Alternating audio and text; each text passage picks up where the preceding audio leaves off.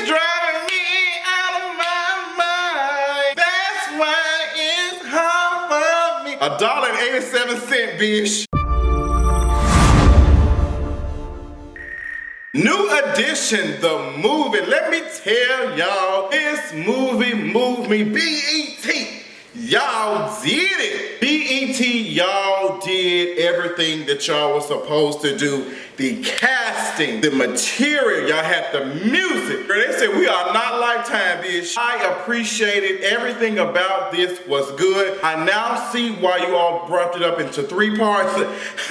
Plus the fact that y'all wanted some extra coin, but y'all did it. Y'all promoted some good black shows that are coming on in the future. So I'm checking for Rebel, checking for that. We're definitely watching it in March. I got another movie coming out, can't think of the name of that. But y'all just promoted black. Y'all BET said, y'all said we ain't black enough. Bam, bam, rip it in the air. I was here for it, We start off with Bobby Brown singing My Prerogative, and I was like, okay, how y'all gonna do it? He around here grinding, got on his Santa Claus red pants. I was like, okay. Guys they cast for Bobby Brown was dancing and he was moving around. Girl, he was serving us his own vocals. I loved it. BBOD, bad bitches on deck, was in the back. No, I'm just playing. So Bobby Brown dancing around his 2 little red ass pants and stuff, and BBD in the back like, girl, you better move out the way. We finna come. We finna sweep your ass up. What's like, bro, I'm taking all the time. How long he been out there? He been out there for a long periodically time. It's time for Bobby Brown to move his ass on down. Prerogative to see your ass on out the way. And I wonder how that happened because this is the former band members and this is like the lead now. Like, I'm like, how that's gonna happen? Next thing they come on the floor, they got their bodies out, they ready to dance and stuff. Brown like, hold up, bro, I ain't even did my line of coke today, so I'm finna go tear it up. He go in the bag, he said, bro, what you gonna do?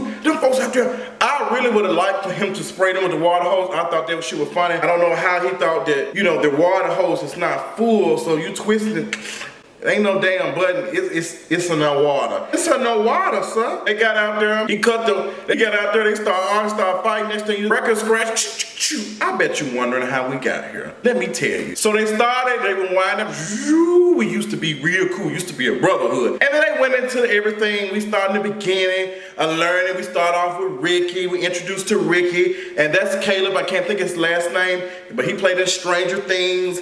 I like him as an actor. I was glad to see him growing, doing other things. He's doing Stranger Things now. He's doing this. I love it. Oh, black people, y'all made me so happy today. We're so talented. Oh, I love my people. Oh, I love it. Then they introduced us to Mike. It was nice. They have a little collective going on. Ricky dealing with being a young adult, being a young boy, and he got a brother and sister a little older, and he got a mama that's like, look, stay away from these folks.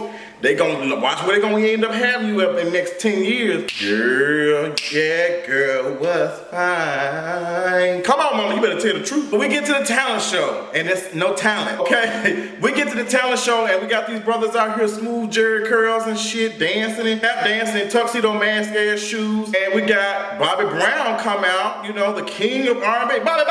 The king of R&B himself up there, girl, he got stage fright. He didn't know what to do. He was up there like, I don't know. The casting for Bobby Brown. Girl, y'all was on it. That boy was right. Y'all had the right person. Y'all had the right person to play Bobby Brown. Here for it. Loved it. Now the boys like, we got to start a group. And you know, they said, we finna do a talent show. We gonna come together. You know, they dancing in the mama's room, mama's living room, dancing and stuff. And Tage Loaf up there doing her nails and stuff. They dancing. And I'm looking at Ricky. I'm like, Ricky got on a polo shirt, bro. He had the little horse on top of this shit. I was like, bro, hold on now. When y'all do these back to stride, back to reality. Y'all do these back-to-back ass movies like this. Y'all got to make sure that everything it's hard because you can't be in the club showing a club scene. Y'all got a bottle of Ciroc in the bar. Like, bruh, Ciroc ain't came out till a couple years ago, so what y'all doing over there? So I saw the polo shirt. Polo Ralph Lauren was probably in around that time, but for it to be, you know, for Ricky having a Ralph Lauren long sleeve polo shirt, and bro, y'all in the hood, that, you know, that kind of made me feel like, damn, bro, you know, I ain't even got me a long sleeve polo shirt. I got 2 of them. I ain't got that kind of coin. So I'm like, hold on, what y'all doing? So they dancing. They want to go on the talent show, and they said, we need a manager. We need a manager. I'm like, how how in the hell these kids, I'm thinking it's just gonna be a talent show. They wanna do a talent show. Y'all just want a manager all of a sudden. So they go meet up with Brooke, find out it's like, Brooke, he hot on the street. We finna go, you know, that's my mama folk. You know, we gonna talk to him. We gonna get him. So, you know, we gonna find Brooke. Now, Brooke like, bro, y'all gonna have to really cut up to make this happen. Y'all gonna have to really cut up. And I'm just like, okay, why are these kids so interested in, you know, getting somebody to manage them and all that type of stuff? And I started thinking, I said, children probably around that time had to grow up fast. And they probably were thinking of ways to get out the hood, make their mother and father's life better. And what I did not see, and throughout this whole movie, I'm gonna talk about that right now, I didn't see one father step in and help manage their kids or even help their child, you know, with their whatever they were trying to do with their career. Like black women, y'all have been out here doing it. And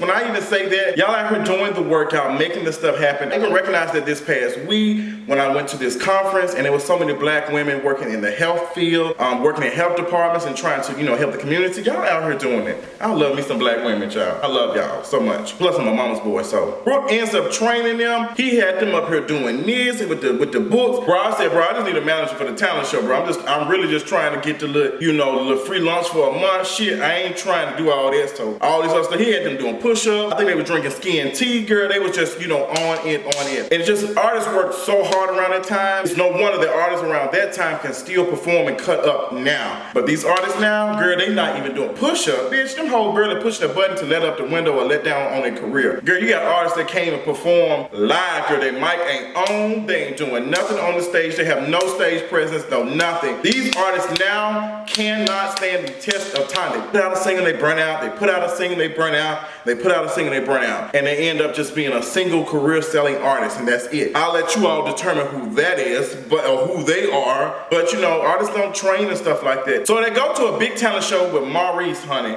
and they got folks coming out of black caskets and shit, dancing and shit, folks throwing popcorn and stuff, and like, who hosting this shit? Then turn around here, I thought it was J. Anthony Brown. It was other dude from that other show, I can't think of the name. Oh, that was funny. So they, you know, come out, they perform, they woo in the crowd. The women like, oh my gosh, girl, y'all falling for 12-year-old boys? What y'all doing? What y'all doing over there? What y'all doing over there in the crowd, bro? What y'all doing? Some other group ended up winning, and they was like, hell to the no, to the no, no, no. It's an award for New Edition. Had them come out. So, you know, the folks came out there, they was like, you know, they ain't even clap for us. So and he's like, you know what, we're gonna get New Edition out. New Edition came out there, they, okay, they ain't driving me out of my mind. I love that song. Oh, was I the only one? Child, I was so inspired. I said, girl, let me go ahead, download, stream. Let me get y'all these coins. Come on, let me. Oh. So Maurice like, okay, we gonna work with them. So Maurice get them in the studio. You know, they get the boys in there. They go in there. They start, you know, fighting. They can't get in the studio. They start fighting and stuff. Maurice like, bro, get them out of here. Just get them out of here. So he sent Ralph out there. He said, Ralph, you go in there. Ralph get up there and he said, Candy girl. Ralph got in the studio. He said, Candy girl, all my chicks. Deposit them sweet, so I can beat my. Hey, Maurice was like, okay, now this is it. This a sound. Like, I can deal with this. Some other stragglers, you can keep them. I ain't interested, but we can work with him. So Maurice ends up just, you know, reaching out to Ralph and like, bruh, you just need to sign by yourself. He went over his house and he talking to him like, why you talking to a 12-year-old boy? Like, where the mom at? Like, I hope that all of this didn't work like this, but I think it kind of did. I think it did. So he talking, you know, and Ralph said, you know, I'm gonna have to find out because why you ain't got the other boys in it? What's going on? Ralph tells Maurice like, I'm gonna figure it out. I'm gonna let you know. But Ralph ends up telling Maurice like, I can't do anything unless I'm gonna sign with you, but I'm gonna sign with you when everybody else sign. Maurice was like, you know what? I'll just make this shit work. Maurice ends up signing everybody. And girl, he said, you get $500. You get $500. You get $500. And you know what? Just not $500. You're gonna get a Betamax. I had to pull out my phone. I didn't know what the hell a Betamax was. So maybe it was the first VCR or some shit. I ain't there. Oh, I don't know. I had tried to call some folks and ask what. I had to pull out Google. I was like, Betamax. Not Baymax from the movie. Betamax. Okay. It's like, oh, okay. So it was this big ass cassette thing type shit. I was like, okay, you know, this was up. And everybody just read the sign on the dotted line. Record scratch. Ain't nobody looking over the contract? Nobody looked over the contract. Like nobody. I know it's just a movie, but like y'all looking and the mama's like, yeah, we getting all this money, we getting this. And the mamas just seem so damn money hungry. They just seem so money hungry. They was ready to get all the funds like this is for your child, girl. What is you talking about? I said, no, they can get the Betamax shit. They can play with that bullshit PlayStation. We need to be able to pay cable one, the light bills and all this type of stuff. So it's a check. We need, and the not looking at no contract. Tell you something. That's why I don't care about being on TV, about nobody signing me, about doing any of that type of shit. I know how money hungry some of these people are when it comes to managing, to doing all this type of stuff. They promise you shit and they take you and they change stuff and they rearrange stuff, and then when it does not work and it cannot sell, you end up on them money. And you know, we already been here before, girl. I'm just waiting on Pebbles to pop through the window like, bro, man, like. You know, new edition is a long word, you know, so I'm gonna make y'all pay $1 million for each letter. Meanwhile, Ralph mama's so damn happy to get a check. Ralph buying Christmas trees and shit. And Ebony from Players Club, girl, she just, she had me screaming, just said her lip ain't never been right. It's running punch ain't it? When I tell y'all, C ain't shit, that was so funny. I had called her Robin Givens because I wasn't sure who she was, but it was Ebony from Players Club. I don't know her real name. So they get ready to take pictures for Candy Girl. You know, we finna do some pictures and stuff for the album cover. And child, they trying to take pictures of everybody in the middle and stuff. Photographer like, okay, who was the lead? I was like, Ralph, he lead. He's like, okay, Ralph, get over here. Like, hey, you bro, move. You go over there. You can move it. Bob Brown looked like, hold on, we all the lead singer. Oh, bro, y'all the lead singer. The look on Bobby Brown's face remind me of how I felt 2 years ago, girl. Bobby Brown said, look, I got the work ethic, and I know I can dance, I know I can bring people in. Why y'all got me on the side? Why am I not front and center? I felt your pain, Bobby Brown. I've been there before. So they performing, cutting up. Candy Girl was cute. Candy Girl was doing it, out here selling, what they needed to do. Number two was, you know, compete with Michael Jackson on the radio. I was like, okay, this is cute. This was a bop. This is a bop. They've been going on tour. They've been doing this and that. And the mama's like, hold on. They go to find Brooke. They like, bro, you know, our kids, you know, out here you driving back and forth to New York. Where the coins at? Girl, how y'all asking for coins? First of all, they said, where the coins at? I'm out here, we on food stamps. I'm just like, it's a tough situation because, like, when it comes to this, your child is not your way out the hood. I know that's something that we do, but we can't be putting pressure on children that much to make our, like, to be thinking our children's supposed to pull us out of the hood and pull us out of all that. It's good. Granted, you know, it's good when you be able to buy your mother and father a house and be able to do this and that, but girl, you can't sit up here and be like, you know, you gonna pull this out. That's what I was getting from that. It's like, they're stressful, and I'm pretty sure these kids had to grow up fast, and that fame was something different for them. Like, that fame at an early age can be destructive. Do you hear me? If you do not, you don't have nobody to make you be able to go through the turns and stuff, you will be coked out and done. Tell me about it, okay? It happens. Like, you just got to be able to do it. It's stressful as hell. You always competing with yourself. It's something. So, you know, the mama's like, where the coins at? We supposed to be doing this. Like, y'all ain't give me no, where the money at? Child, they out here touring. They out here doing videos and interviews. Where the coins at? Girl, we finna find out. Girl, they finished the tour. They done the tour, and the tour bus dropped their ass off right back in the hood. Just walk me down. Just cash me out. They about to cash their coins. Get ready for this. Okay, you ready for this one? Let's all do the math. After all the stuff they've done, the check comes to a grand total of it's a fool. $1.87. Now hold on. This was during the Reagan years from what I'm hearing. So $1.87, I'm not sure what was around that time. I do know that it is trash, $1.87. Huh. Let me tell y'all what y'all can do with $1.87. Not shit. How much was hamburger? Were hamburgers 20 cents around that time? I don't even think so. Like $1.87. Mom was like, $1.87, that's it. So they ready to fire people. I'm like, you know, they ready to fire Brooke. Brooke like, bro, I don't know nothing about this. Like, and I understand where Brooke coming from because this is the situation that we are put in. And I gotta get a little political a little bit. I gotta get a little bit political. Black people, we're learning. Like, we're learning. White folks don't already know what the tea is. They've already experienced. They've already created this situation that we're trying to get in. And they already know how to con us out of our coins and stuff, okay? Brooke just learning. He just like, I've never been in this. Like, I've never done with this stuff. And he just don't know necessarily what to do, what to look out for. And it's tragic because stuff like this still goes on to this day. From one of my lawyer friends told me on Twitter, stuff like this still carries on to this day. And Brooke was just telling him, you know, I don't know. I ain't got no money. I done fed these kids, had to do what I was supposed to do. And I really did believe Brooke Brooke was trying to do what was right, but I feel like he just didn't have the knowledge to make it right. So it was a fool. So they fired his ass. And what they do, go get a white man, girl. Nobody's doing any type of oversight. Nobody can really make sure that they're good. Nobody really is there to protect them. Other things like, hey, you don't need to be doing this, stay away from that. So they fired Brooke. And I'm just like, how y'all asking my coins after y'all signed a contract? The contract has been signed, like y'all been signing contracts, y'all ain't looking over shit. Yeah, them folk were trapped in the contract and they ain't know what to do. It was a mess. The manager, Brooke, was not the problem at this point. It was everybody else. It's the contract. Like, Brooke is not even, he is like just low-hanging fruit. Like, girl, you need to be getting to the top. You need to climb the tree, find out where the coins at. Then mama said, bitch, we got cable one, it's on our ass. He got to pay.